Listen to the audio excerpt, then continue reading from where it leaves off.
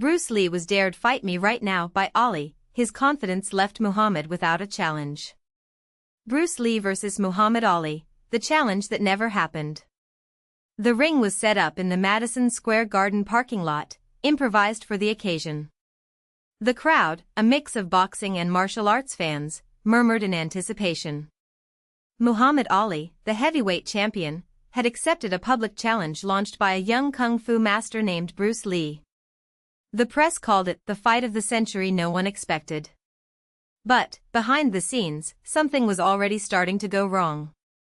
Bruce arrived first, dressed in his traditional black gi, his muscles defined beneath the light fabric. His eyes, sharp as blades, swept the place, calculating distances, exits, possible advantages. He wasn't nervous. Never was. Ali, on the other hand, arrived surrounded by his entourage, laughing loudly, distributing provocations as if they were confetti. "This Chinese guy is going to learn what a real punch is today," he shouted to reporters, while his trainers tried to calm him down. The referee, a former wrestler, called the two to the center of the ring. There, with his height of 1.91 m and almost 100 kilograms, he looked like a wall next to Bruce, who was barely over 1.70 m tall and weighed 61 kilograms. "Rules?" Bruce asked, his voice calm, almost disinterested. Ali laughed. "No rules, chop suey. You fall, I win. I fall, you win. It's as simple as that." Bruce nodded, but his fingers twitched slightly, as if they were already preparing to attack. The gong sounded. Ali danced around Bruce, hands low, teasing. "Come on, Bruce. Show me that 1-inch punch you talk about so much." Bruce didn't move. He stood still, feet slightly apart, knees bent, eyes fixed on Ali's chest, not his eyes. He knew that the boxer would try to deceive him with head movements, with false attacks. Then he waited. Ali advanced, throwing a quick jab. Bruce dodged with a minimal movement of his torso, his fist passing inches from his face. Before Ali could retreat, Bruce counterattacked with a series of side kicks, yak jerry, directly to the champion's ribs. The sound was dry, like a bat hitting a sandbag. Ali staggered, eyes wide with surprise. The crowd exploded. "Son of a bitch." Ali growled, recovering. He charged forward with renewed fury, throwing a combination of jabs and rights. Bruce dodged fluidly, using Chisaw, the sticky arm, to redirect the blows, turning Ali's strength against himself. A straight shot from Ali went over Bruce's shoulder, who spun around and delivered a backfist to the boxer's chin. The impact made Ali flinch, spitting blood. The crowd was ecstatic. There, for the first time in years, he looked vulnerable. His trainers shouted instructions, but he barely listened. His confidence had been shaken. Bruce, on the other hand, fought with surgical precision, as if every move had been rehearsed 1,000 times. He didn't waste energy. He didn't let himself be carried away by emotion. It was an efficiency machine. Ali tried a clinch, grabbing Bruce in a tight hug. "Now you'll see what strength is," he grunted, trying to lift the smaller boy to knock him down. Bruce, however, used Ali's own weight against him, driving a knee into the champion's solar plexus. Ali let out a groan and backed away, panting. Bruce didn't stop. He advanced with a series of short strikes, elbows, knees, quick punches, each finding its target with devastating precision. Ali fell to his knees, hands resting on the floor. The referee started counting. 1, 2. Ali shook his head, trying to stand up, but his legs wouldn't respond. Bruce stepped back, respectfully, without celebrating. He knew Ali was a warrior. There was no need to humiliate him. When the referee reached 10, Ali was still on the ground, eyes glassy, breathing heavy. The crowd was silent for a second before bursting into applause. Bruce Lee had won. Not with brute strength, not with luck, but with technique, intelligence, and a deep understanding of combat. Ali was helped to his feet by his coaches. He looked at Bruce, who was standing still, waiting. For a moment, the two stared at each other. Then Ollie smiled, a tired but genuine smile. "Man, you're so fucking fast," he said, holding out his hand. Bruce held her tight. "You too, champ. You just need to train your legs more." The press rushed to surround them, but Bruce was already moving away, disappearing into the crowd. He didn't need fame. I didn't need to prove anything. He had accepted the challenge because Ollie had provoked him, because he wanted to test his limits. And now, with the victory, a new truth was revealed: the world of martial arts would never be the same again. Ollie, in turn, never challenged another martial artist in public again. And in the years that followed, whenever they asked about Bruce Lee, he would just smile and say, "That man didn't fight. He danced with death." Dragon's legacy. The months following the fight were a whirlwind for Bruce. As Ollie returned to the boxing spotlight, he sank into creative isolation, locked in his Hong Kong studio, surrounded by rolls of film, scribbled notes, and a punching bag that could no longer take his punches. The victory over Ollie had not satisfied him, on the contrary, it had left a bitter taste. It wasn't fame he was looking for, but something bigger, a universal language for martial arts, something that transcended styles, schools, egos. His phone wouldn't stop ringing. Hollywood producers, wrestlers, even the Chinese government wanted a piece of him. But Bruce refused everything. Until one day, a brown envelope arrived in the mail. Inside, a handwritten letter, in classical Chinese, signed by an old Wing Chun master he hadn't seen since he was a teenager. "Ip Man. You've proven that Jeet Kune Do is more than a philosophy, it's a revolution. But be careful, Bruce. The real fight is not against men like Ollie, but against those who don't want the world to change." Bruce burned the letter in the bathroom sink, watching the ashes dissolve into the water. I knew what Ip Man was talking about. It wasn't just traditionalists who saw him as a threat, it was the men in suits in Hong Kong, the studio owners in Los Angeles, even some of his own students, who wanted to turn his style into yet another commercial product.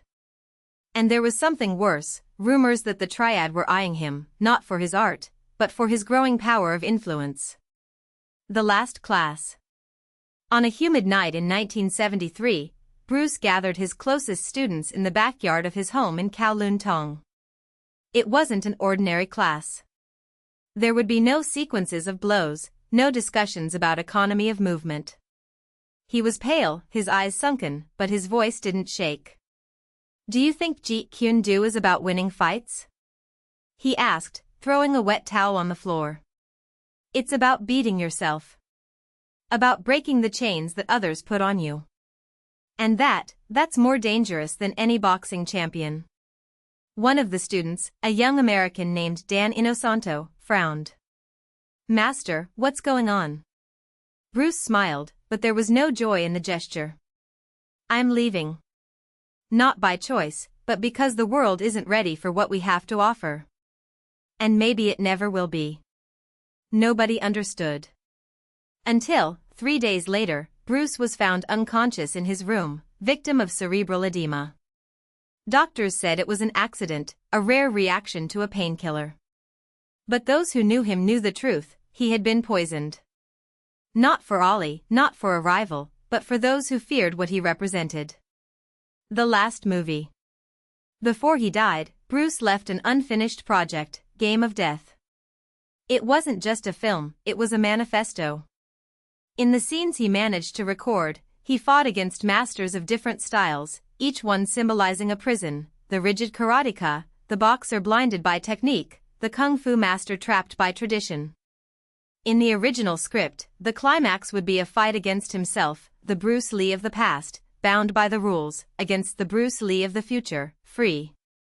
The film industry mutilated the film, inserting false scenes, stunt doubles, a plot that had nothing to do with its vision. But even so, something survived. In the few scenes in which he actually appeared, using that yellow Jeet Kune, there was an urgency, a contained fury. As if he knew that would be his last message. The eternal dance. Years later, in a seedy Bangkok bar, a middle-aged man with scars on his knuckles drank alone. It was Ollie. He was watching, for the 1000th time, a VHS tape of Bruce training. The announcer said, "Bruce Lee died at age 32, but his legend will never grow old." There he turned off the TV. I knew Bruce hadn't died of cerebral edema. He knew that men like them, men who defied the world, never died of natural causes. Outside, the rain was falling. Ollie smiled, got up and started dancing. It wasn't boxing. It wasn't kung fu. It was something between the two, a rhythm that only he and Bruce understood. And for a moment, in the shadows of the bar, a yellow Jeet Kune figure seemed to accompany him.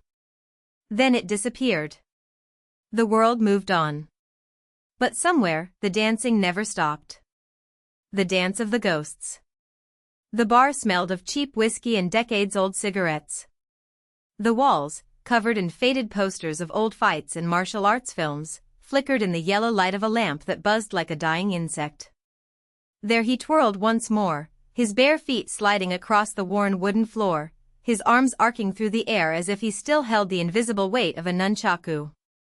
The music wasn't coming from anywhere, it was the echo of a memory, the sound of Bruce laughing as he corrected his posture. "Don't force it, Ollie. Let the body remember." He was no longer the impulsive young man who had once challenged Bruce Lee in a makeshift ring in the back of a Hong Kong warehouse. At that time, I believed that strength came from the fists, not the soul. Bruce had beaten him effortlessly, not with blows, but with a question, "Why do you fight?" Ollie hadn't been able to answer. Now, in his early 50s, with scars on his knuckles and a dull ache in his back that never left him, he finally understood. He didn't fight anymore. I danced. The bar door creaked. A man entered, shaking rainwater off his dark overcoat. He was tall, with broad shoulders, his face marked by a scar that ran from his temple to his jaw. His eyes, cold and calculating, rested on Ollie for a second before he approached the counter. "You're Ollie," the man said, in English with a Russian accent. It wasn't a question. Ollie stopped dancing, but did not turn around. He picked up the glass of whiskey he had left on the table and took a slow sip. "It depends on who is asking." The Russian smiled, showing teeth too perfect to be natural. "My name doesn't matter. But the man who sent me here, he wants to know if you still remember." Ollie finally looked at him. He recognized the type, a killer, the kind who leaves no traces. But there was something more behind that coldness. Fear. Remember what? From 1973. From what happened that night in Kowloon. The rain outside thickened, beating against the windows as if it wanted to come in.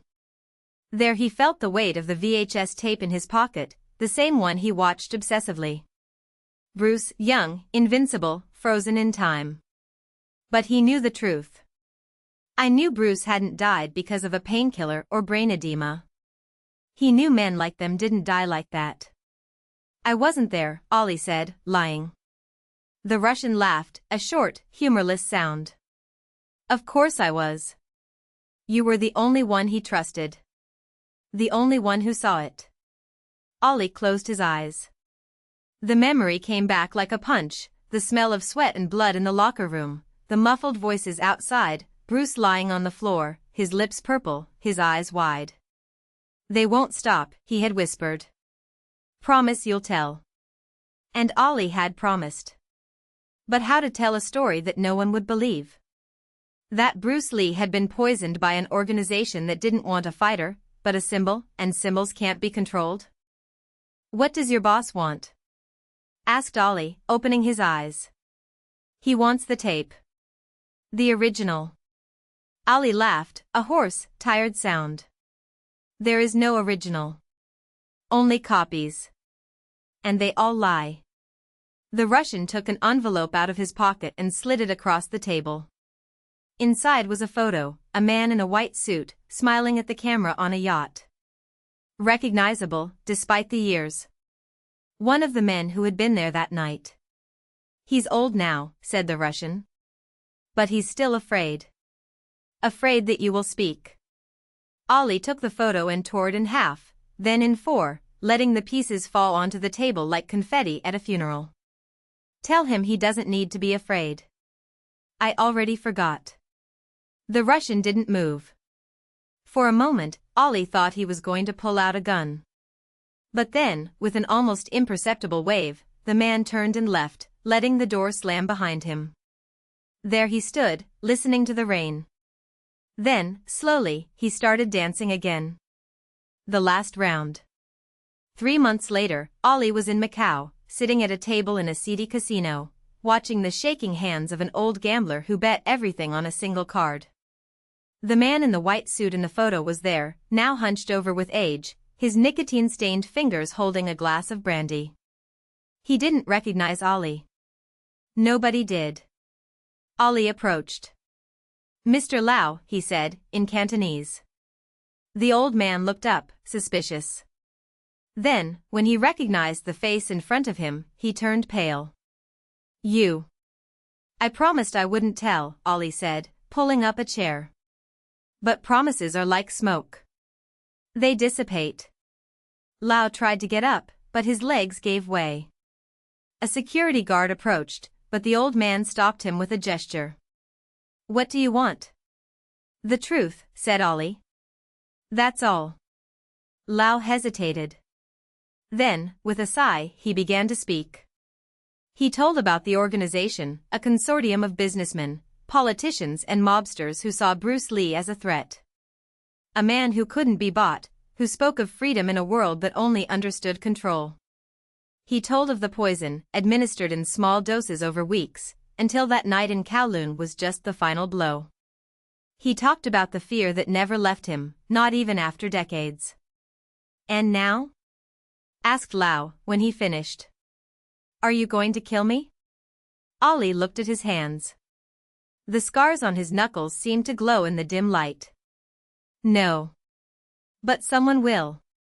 Lau didn't have time to react. A shot rang out in the casino, and the old man fell back, a red hole in his chest. Players screamed, chairs were knocked over. Ollie didn't move. I knew the Russian hadn't come alone. On the other side of the room, among the panicked crowd, he saw a familiar figure, a man in a yellow jacket, standing as if waiting for him. Bruce. Or what was left of it. Ollie smiled. And danced. The legacy. No one found Ollie's body in the following days. Some say he fled to the mountains of northern Thailand, where he lives like a hermit, training young men who have never heard of Bruce Lee. Others swear they saw him in Las Vegas, betting big at the poker tables, always winning. But there are those who claim that, on full moon nights, it is possible to hear the sound of feet sliding across the floor of an empty bar, accompanied by a laugh that is out of this world. The VHS tape that Ollie watched obsessively was found in his Bangkok hotel room, along with a letter addressed to an investigative journalist. In it, Ollie told everything, the names, the dates, the details of Bruce Lee's murder. But when the journalist tried to publish the story, the evidence disappeared. The tape was blank. The world moved on. Bruce Lee remained an icon, his death explained by medical theories and speculation. But somewhere, in the shadows between reality and legend, two men still dance. And the music never stops. The dance of the ghosts. Las Vegas never sleeps, but on full moon nights, even the noisiest casinos seem to hold their breath. It was on one of those nights that Elias Vegas Moro felt for the first time the weight of a gaze that belonged to no player, no security guard, no spectator. He was sitting at the poker table, with a pair of aces in his hand and a smile that made his opponents fold before they even saw the cards. But this time, something was different. The man who approached had no defined face, just a dark silhouette, as if the light refused to touch him. He was wearing an old-fashioned suit, perhaps from the 1970s, and his long, pale fingers drummed on the table with almost mechanical precision. When he spoke, his voice was a whisper that seemed to come from inside Vegas' own ear. "You play well. But do you know what's better than winning?" Vegas didn't respond. I knew that some questions were not meant to be answered. The man smiled, or so it seemed, his lips stretched, but there were no teeth, just damp darkness. It's when the game doesn't end. When you keep playing, even after you're dead. Before Vegas could react, the man slid a card across the table. The ace of spades. The same card Vegas had in his hand. When he looked down, his letter was gone. The man laughed, a sound that echoed like glass breaking in slow motion. And then, as if it had never been there, it disappeared. Vegas won that round. And all the others after her. But from that night onwards, whenever the full moon illuminated the desert, he heard footsteps. Light, dragging, as if someone were dancing alone on the floor of an empty bar. And sometimes, when I closed my eyes, I saw two men moving in circles, locked in an endless waltz. In Bangkok, Ali Rahman woke up sweating.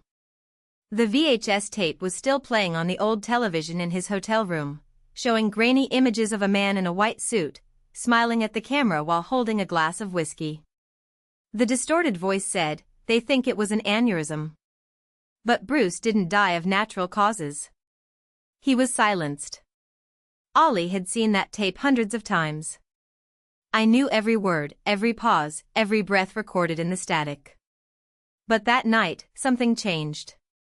The image flickered, and for a second, he saw another man in the background, the same one Vegas had described. His back was turned, but Ali recognized the suit, the way his shoulders moved, as if he were dancing alone. The tape stopped. The television showed only drizzle. There he picked up the letter he had written to the journalist, the one that detailed everything, the names of those involved in Bruce Lee's murder, the dates of the secret meetings, the payments made to cover up the truth. But when he opened the envelope, the pages were blank. There was no ink, no words, just the paper, untouched. He wasn't surprised. I already expected that. The journalist, Daniel Carter, received the envelope the next day. Inside, he found only a VHS tape and a handwritten note, "Watch until the end. Then burn it." It didn't burn. Instead, he put the tape in the old player in his living room and pressed play. The image was the same as Ali had described, the man in the white suit, talking about Bruce Lee. But this time, when the camera panned away, Daniel saw the second man. He was dancing. Not an ordinary dance, it was something ritualistic, as if each movement was a piece in a larger game. And then, for a moment, the dancer looked directly into the camera. His eyes were empty. Not like those of a dead person, but like those of someone who was never alive. The tape ended. Daniel tried to rewind it, but the device jammed. When he finally managed to eject it, the tape was blank. Years later, Daniel Carter disappeared. His last article, published posthumously, talked about urban legends and the fine line between myth and reality. At the end, there was a phrase that many considered a poetic metaphor. Some games never end. Some players never leave the table. In Las Vegas, Vegas Moro still wins all of his matches. But now, when the full moon rises in the sky, he doesn't play anymore. Instead, he sits in a corner of the casino, watching the empty hall. Sometimes you see the two men dancing between the tables, their bodies moving in perfect synchronization, as if they were a single entity divided in two. And when the music stops, the one only they can hear, Vegas knows it's time to double down. Because the game never ends. And the debt still needs to be paid.